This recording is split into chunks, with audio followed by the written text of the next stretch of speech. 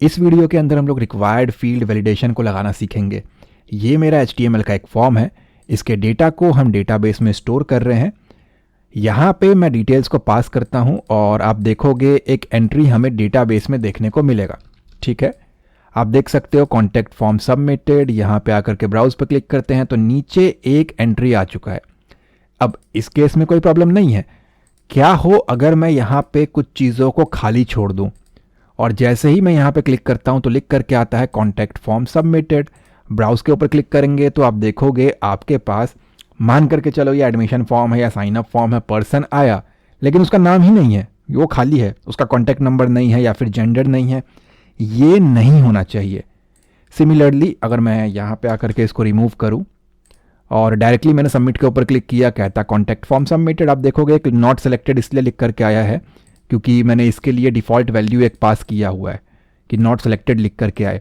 अब यूज़र यहाँ पे ऐसे ही चेक करने के लिए मल्टीपल बार क्लिक कर रहा है कि भाई मेरा नेट नहीं चल रहा, क्या नहीं हो रहा, ये हुआ है या नहीं हुआ है, और आपका डेटाबेस यहाँ पे बैकएंड में हो गया गार्बेज। सी दिस, इन चीज़ों का कोई सेंस नहीं बनता। मिनिमम कोई एक वैलिडेशन तो ऐसा होना चाहिए जो ये चेक कर सके कि भाई कम से कम इस डिटेल्स को फिल तो करो। नो डाउट आगे हम चल करके इसके ऊपर वैलिडेशंस के वीडियोस करेंगे। बहुत ही डिटेल में मैं आपको सारे फील्ड्स के वैलिडेशन प्रॉपरली लगा करके दिखाऊंगा, वो एक अलग कॉन्सेप्ट है। फिलहाल के लिए हम देखते हैं कैसे आप रिक्वायर्ड फील्ड वैलिडेशन को अप्लाई करोगे। लास्ट वीडियो के अंदर मैंने आपको प्राइमरी की और ऑटो इंक्रीमेंट का कॉन्सेप्ट बताया था। मेक श्योर उस वीडियो को ज़रूर देखें। अगर आपने इस सीरीज़ को अब तक फॉलो अप नहीं किया है तो इस वीडियो के डिस्क्रिप्शन में आपको कंप्लीट प्लेलिस्ट का लिंक मिल जाएगा। वीडियो को स्टार्ट करने से पहले अगर आप हमारे चैनल पे न्यू हैं तो सब्सक्राइब करें, बेल आइकन को क्लिक करके ऑल नोटिफिकेशन को ऑन करें ताकि आपको लेटेस्ट वीडियोस की नोटिफिकेशन मिलती रहे। ऑलराइट, बहुत ही सिंपल सा कोड है। एक वर्ड आपको सिर्फ ऐड करना है। आप आ जाओ अपने HTML के कोड पे और ये मैंने लगा रखा है टेक्स्ट फील्ड, स्पेस दे करके आपको करना है रिक्वायर्ड। ये रिक्वायर्ड तभी काम करेगा जब फॉर्म टैग लगा होगा। ठीक है, अगर मैं इसको रिक्वायर्ड कर दूं और यहाँ से इस हैश को हटा करके मैंने अपने पेज को रिफ्रेश किया, जैसे ही मैं सबमिट पे क्लिक करता हूँ आप देखोगे, मैं आपको जूम करके दिखाता हूँ, please fill in this field, यानी कि दिस फील्ड इज़ रिक्वायर्ड, कि भाई पहले इसको फिल तो करो। अब मुझे मिनिमम ये तो फिल करना ही है, बाकी सब मैं खाली छोड़ दूंगा चलेगा, बट वो आप खाली नहीं छोड़ सकते। ठीक है, अब इसका मतलब समझ चुके हो कि रिक्वायर्ड को फटाफट यहाँ से करो कॉपी,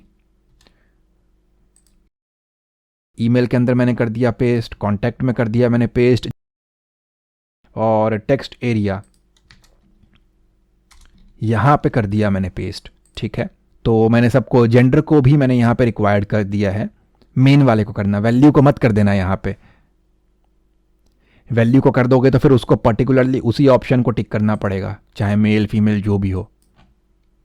यहाँ से हैश को हटाएंगे, सबमिट के ऊपर क्लिक किया, कहता ये फिल करो पहले, फिर कहता यहाँ पे एरर है, मैंने कहा ठीक है। अब कहता कॉन्टैक्ट नंबर भी चाहिए मुझे, देन ये कहता ये, सबमिट के ऊपर क्लिक किया, सबमिट हो गया। अब यहाँ पे ये जो हमारा कॉन्टैक्ट फॉर्म है ना, उस केस में रिक्वायर्ड इसलिए काम नहीं किया क्योंकि ऑलरेडी उसका एक डिफ़ॉल्ट वैल्यू है कि भाई नहीं भी सेलेक्ट करोगे ना तो भी नॉट सेलेक्टेड लिख करके आ जाएगा। ठीक है, अब आप चाहो तो जेंडर को भी यहाँ पे कर सकते हो, बट उसके लिए ये जो हमने डिफ़ॉल्ट वैल्यू यहाँ पास कर रखा है नॉट सेलेक्टेड आएगा। अगर सेलेक्ट ही नहीं करेगा कुछ भी तो डेटाबेस में ये डाल दो। तो जब ये है तो फिर रिक्वायर्ड का तो कोई काम ही नहीं है और दोनों एक साथ काम करेंगे ही नहीं।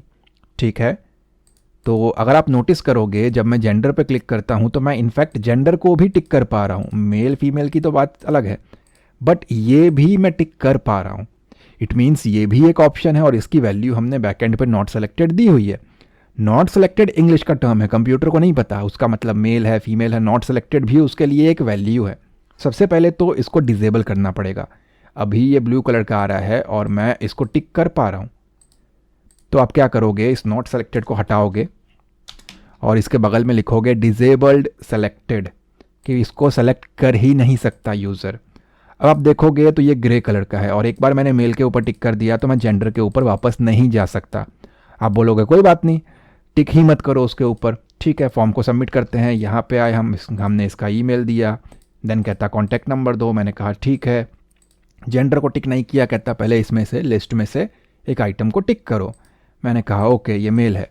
सबमिट पे क्लिक किया तो यहाँ पे एरर आ गया और फाइनली हमारे सारे के सारे जो फील्ड्स हैं उसके ऊपर रिक्वायर्ड फील्ड प्रॉपरली काम कर रहा है। अब मिनिमम इतना होगा कि कोई खाली एंट्रीज पास नहीं कर पाएगा और आपके डेटाबेस में गार्बेज एंट्रीज पास नहीं होंगे। ठीक है, फॉर्म के ऊपर हम बहुत डिटेल में आगे काम करने वाले हैं। मेक श्योर आने वाले वीडियोस को ध्यान से देखें। अब ऐसा नहीं है कि आपको सारे ही फील्ड्स को यहाँ पे रिक्वायर्ड कर देना है। नो, हो सकता है किसी के पास मोबाइल नंबर ना हो, जैसा कि मैंने आपको पिछले वीडियो के अंदर प्राइमरी की के कॉन्सेप्ट में समझाया। अगर आपने नहीं देखा है तो उसको एक बार चेक करना, प्राइमरी की वाला वीडियो। ऐसे ही ज़रूरी नहीं है यहाँ पे भी हर पर्सन के पास ईमेल हो या हर पर्सन के पास यहाँ पे मोबाइल नंबर होगा ही होगा। आप देख लेना आप यहाँ पे किसके अकॉर्डिंग डिटेल्स बना रहे हो, अपना ये वेबसाइट बना रहे हो। हॉस्पिटल के लिए है तो मोबाइल नंबर आप कंपलसरी नहीं छोड़ सकते, ईमेल एड्रेस आप कंपलसरी नहीं रख सकते। ज़रूरी नहीं है पेशेंट के पास यहाँ पे ईमेल हो या फ़ोन हो, वो गरीब बंदा हो सकता है। लेकिन अगर आप इन चीज़ों को रिक्वायर्ड कर दोगे, फॉर्म आगे ही नहीं बढ़ेगा, आपको रैंडमली कुछ भी मोबाइल नंबर देना पड़ेगा। तो आप किस पर्टिकुलर ऑर्गेनाइजेशन के लिए, किस प्रोजेक्ट के ऊपर काम कर रहे हो, उसका यूज़र कौन होगा, वो किस तरीके की एंट्रीज पास करेगा, उसकी फाइनेंशियल कंडीशंस क्या है, उसके हिसाब से आपको किसी भी फील्ड को रिक्वायर्ड करना है या नहीं करना है, वो आपको सोचना पड़ेगा। आई होप आपको इस वीडियो से समझ में आ चुका होगा कि रिक्वायर्ड फील्ड वैलिडेशन क्या है, कैसे इसको यूज़ करना है। नेक्स्ट वीडियो का लिंक आपको डिस्क्रिप्शन में मिल जाएगा। मेरी पूरी कोशिश थी कि इस वीडियो के अंदर आपको सारी चीज़ें स्टेप बाय स्टेप बहुत ही ईजी वे में समझा दी जाए, और उम्मीद करता हूँ ये वीडियो आपको पसंद आया होगा। अगर ये वीडियो आपको अच्छा लगा है तो प्लीज़ लाइक करें एंड कमेंट में अपना फीडबैक ज़रूर दें। चैनल पे न्यू है तो सब्सक्राइब करें, बेल आइकन को क्लिक करके ऑल नोटिफिकेशन को ऑन करें ताकि आपको लेटेस्ट वीडियोज़ की नोटिफिकेशन मिलती रहे। मैं मिलता हूँ आपसे अगली वीडियो में। Thanks for watching guys.